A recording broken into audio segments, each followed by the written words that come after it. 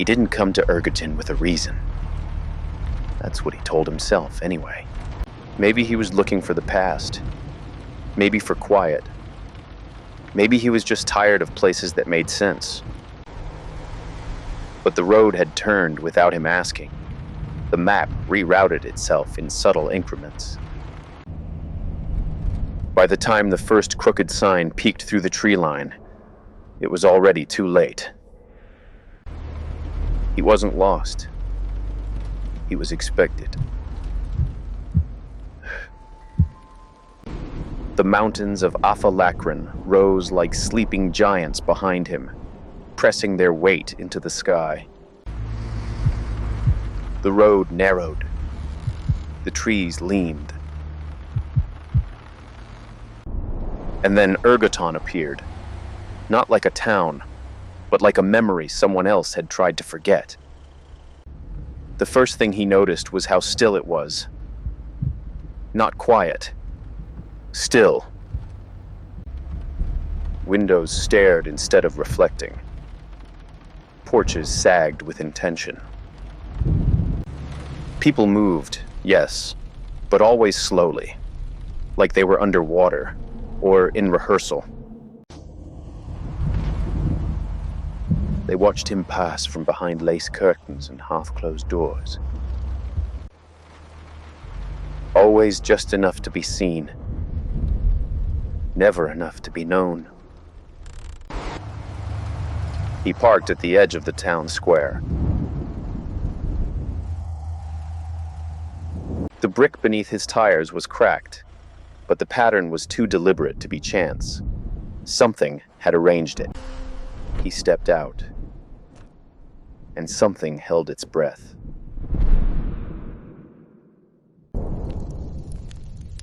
The town greeted him with the scent of moss, paper, and low-burning wood smoke. Like smelling your childhood home in a dream, and knowing something in the walls had changed. He walked, past a row of abundant shops, past a child's tricycle, perfectly upright in a yard of dead grass, past a cat that sat perfectly still on a fence post, eyes locked forward, unblinking. Its ears didn't twitch. It didn't acknowledge him. It was watching something else. He turned onto an overgrown alley.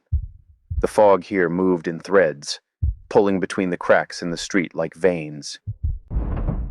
At the end of the alley, a door swung slightly in the breeze, but the hinges made no sound. Just the door, tilting back and forth, like it was deciding whether or not to let something out. He stepped inside. An old storefront, long abandoned. Dust curled in the air like incense. Shelves broken in deliberate angles. Wallpaper peeled in shapes that suggested more than they showed. He wasn't exploring. He was remembering something he hadn't seen yet. That's how it felt.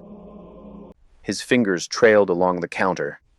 The wood was cold, not with temperature, but with disinterest. Something here resented being touched. He turned toward a door behind the counter and stopped. A woman stood outside the shop, right across the street. Plain clothes, tired eyes. As if something behind her face wanted to show more, but her skin was in the way. Her expression unreadable, but not blank. Held. She simply stared.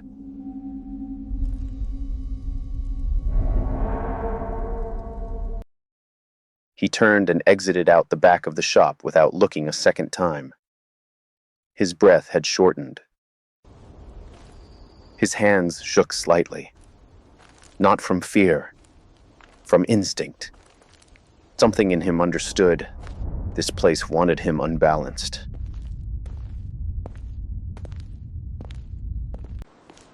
He kept walking, past more houses, each one occupied, He saw movement inside. Shapes that walked strangely, too fluid. Always stared. And always too long. And every so often, he'd pass someone on the sidewalk. No one ever spoke first, but they always stopped.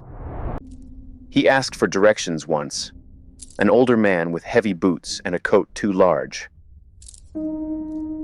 And the smile stayed until the man had walked all the way down the street, never breaking eye contact. Not once. By the time he reached the edge of the forest, his heartbeat had begun to sync with something else. A rhythm that wasn't his. A throb just beneath the soil. And ahead, past the threshold of twisted trees and narrow paths, the house waited. Not looming. Not inviting. Just there. Watching. And every step toward it felt like a decision he didn't remember making.